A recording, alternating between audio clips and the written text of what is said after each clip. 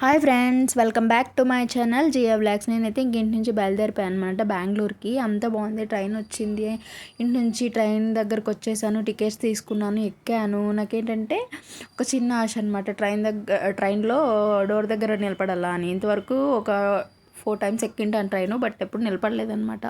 So నాకు చాలా ఇష్టం అనమాట. సో నిలబడదామని పోయి నిలబడ్డాను అనమాట. కొద్దిసేపు బాగానే ఉంది, నిలబడ్డాను. ఆ తర్వాత ఉండి ఒక స్టాప్ వచ్చింది. సరే అని ఆ స్టాప్ కూడా అయిపోయింది, చూశాను. హ్యాపీగా ఉంది, బాగానే ఉంది, ఎక్స్పీరియన్స్ అనిపించింది. తర్వాత సడన్గా ట్రైన్ మూవ్ అయిందనమాట. అది ఎలా పడిందో ఏమో తెలియదు, కానీ నా చెప్పు పుట్టుక్కు మన జారి కింద పడిపోయింది అనమాట. మై గాడ్, నాకు ఒక్క నిమిషం ఎలా అనిపించిందంటే నా ప్రాణం పోయినట్టు అనిపించింది అనమాట. నేనే కింద పడినానా అనిపించింది. మళ్ళీ చూస్తే నేను ఆ ట్రైన్లోనే ఉన్నాను. చెప్పు మాత్రం పడింది. ఒక్క క్షణం నాకు అనిపించింది అనమాట, ఒకవేళ ఇప్పుడు ట్రైన్లో పడింది చెప్పు పడింది కాబట్టి సరిపోయింది. అది నేను కానీ నా ఫోన్ కనపడింటే నా పరిస్థితి ఏంటి అనిపించింది. ఓ మై గాడ్, నేను ఇమాజిన్ చేసుకోలేకపోయాను అనమాట. ఇంకా తర్వాత సైలెంట్గా వచ్చి మనకి ఇదంతా తగదులే, మనం ఎక్కడ పడితే అక్కడ నాశనమే అనేసి సైలెంట్గా వచ్చి నా సీట్లో కూర్చున్నాను అనమాట.